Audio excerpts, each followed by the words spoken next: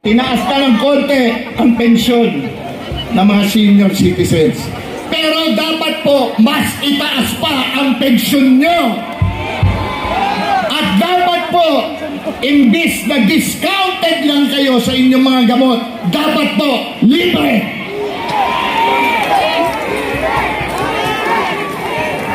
Dapat libre ang mga gamot ng mga senior citizens na kagaya ko. Pero hindi na ako magpapalibre sa gamot. Kaya ko rin naman nung bumili kahit papano. Pero kayo, seniors ng Maynila, seniors ng buong Pilipinas, dapat libre ang inyong mga gamot.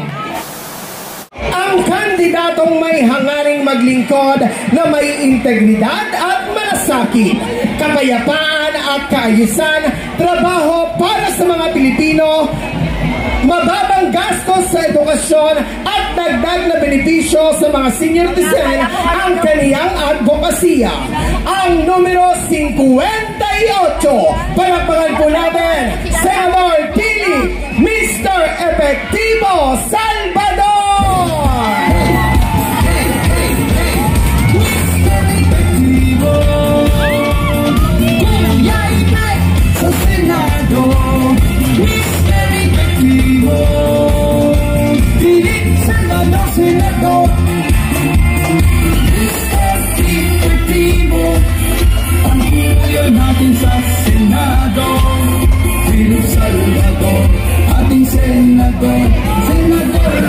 Hello.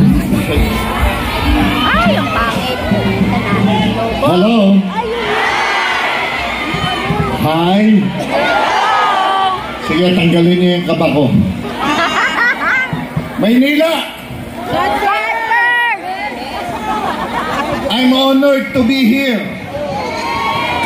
Blessed po ako na nandito ako ngayon sa harapan ninyo. Gawa po ng Panginoon at ni Yorme.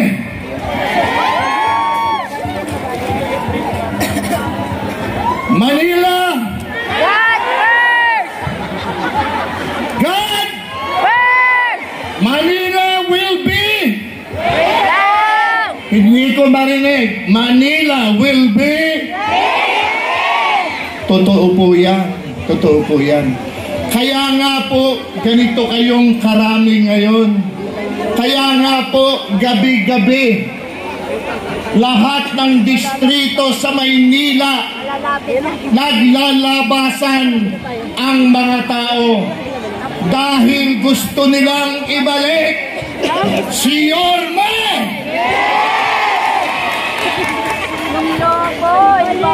Gusto niyo siyang ibalik, di ba? Gusto niyo, di ba? Gusto niyo, di ba? Gusto niyo rin ipanalo si Chip, di ba? Gusto niyo rin ipanalo mga konsehalis natin, di ba? Gusto niyo rin ipanalo si Congressman Agbado Bagatsing, di ba? Ano pa ang hanapin natin? Completos Recados, Yorme's choice. Vote straight! Ako po si Philip Salvador.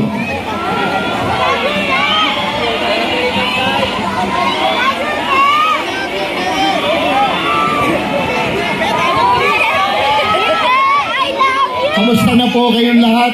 Mabuti! Alam ko po, masaya tayong lahat. Dahil alam natin na talagang babalik na siya.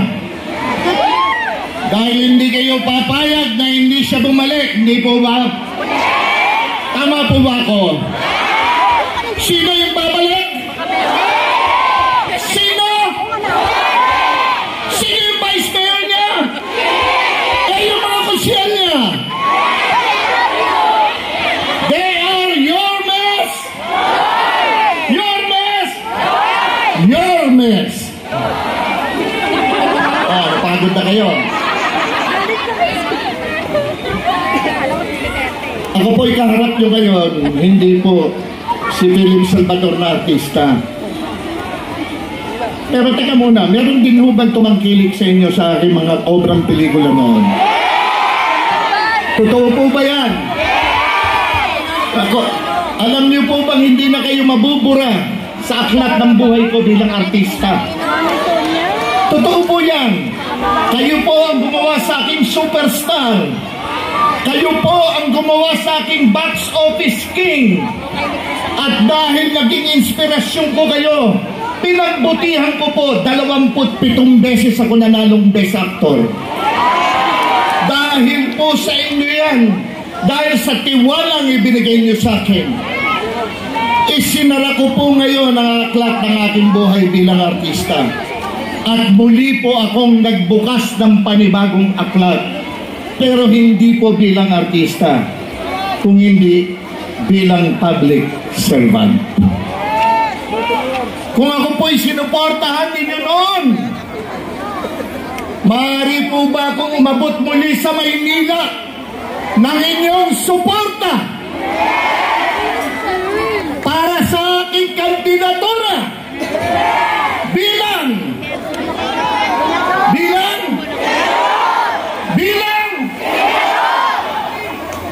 totoo po ba yan? Bibigyan niyo muli ang inyong suporta sa akin? Totoo po ba yan? Ang aking pong isa pang kaibigan na naririto ngayon, nandyan lamang po sa tent. Ako po'y umaabot din sa inyo. Pinakamagaling na mambabatas na nakilala ko. Pinakamagaling na mambabatas ng Pilipinas. Congressman, soon-to-be Senator Rodante Marcoleta. Hindi ko marinig ang hiyaw nyo, Rodante Marcoleta. Alam ko, naririnig mo ko dyan sa likuran. Sana naririnig mo rin ang pagtanggap ng tao sa'yo. Bossing, mahal ka ng Maynila. Tutulungan niyo rin ba ang kaibigan ko? Totoo po ba yan? Marapatin niyo po ang aking advokasya.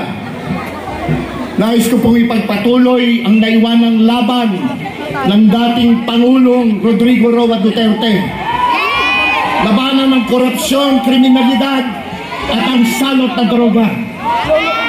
Nais ko pong manumbalik ang tiwala ng mga Pilipino, ng mga magulang na makakauwi po sa kanilang bahay ang kanilang mga anak na ligtas, hindi makikidnap, hindi magagahasa, hindi mapapatay. Pangalawa po, trabaho para sa mga Pilipino. Naku po, huwag niyo po akong bigyan yan. Boss, alam ko na po yan, huwag mo na lang pakita. Hala, tignan mo, nawala ako. Pangalawa po, trabaho para sa mga Pilipino.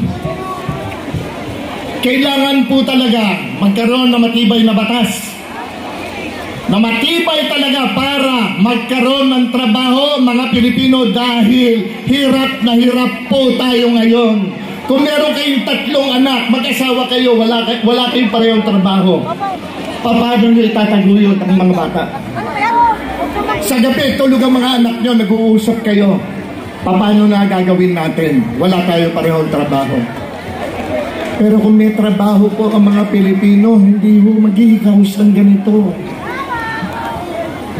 Kailangan po talaga pagtibayan natin ang agrikultura, teknolohiya at ang infrastruktura para mas tumibay po at gumaan po para po sa mga manggagawang Pilipino. Yan po ang kailangan natin. Pangatlo po, edukasyon. Palagi po natin sinasabi na ang kabataan ang ating pag-asa. Totoo naman po yun. Pero paano na kung napapabayaan naman po ang kanilang pag-iiskwela?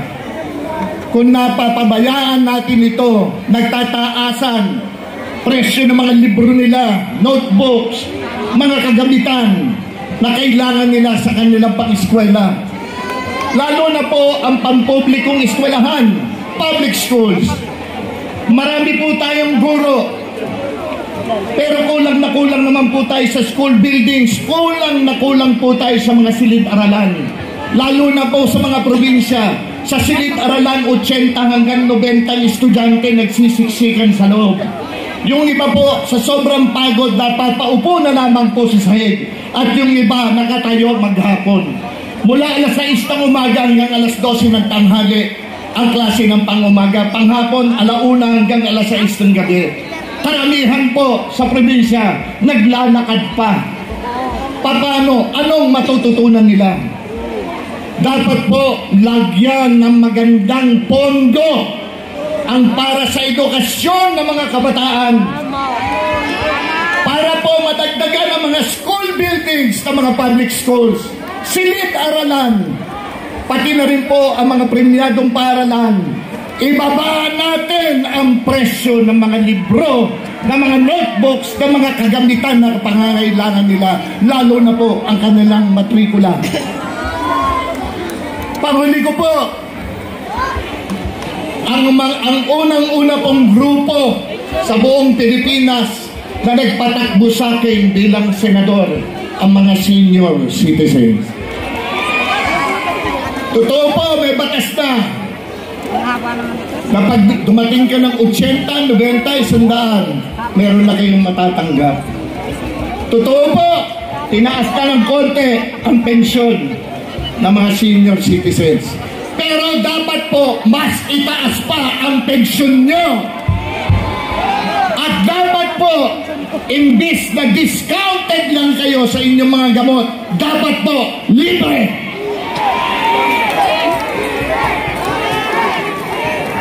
Dapat libre ang mga gamot ng mga senior citizens na kagaya ko. Pero hindi na ako magpapalibre sa gamot. Kaya ko rin naman nung bumili kahit papano. Pero kayo, seniors ng Maynila, seniors ng buong Pilipinas, dapat libre ang inyong mga gamot.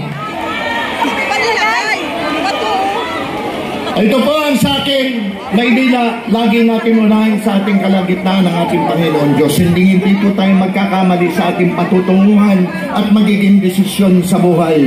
Ako po si Philip Salvador, hindi abogado, hindi doktor, hindi engineer. Ako'y isang artista lamang.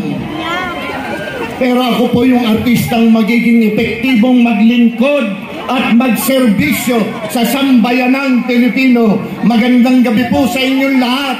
Philip Salvador, kandidato bilang senador ng Republika ng Pilipinas, numero 58 sa balota. Magandang gabi po muli.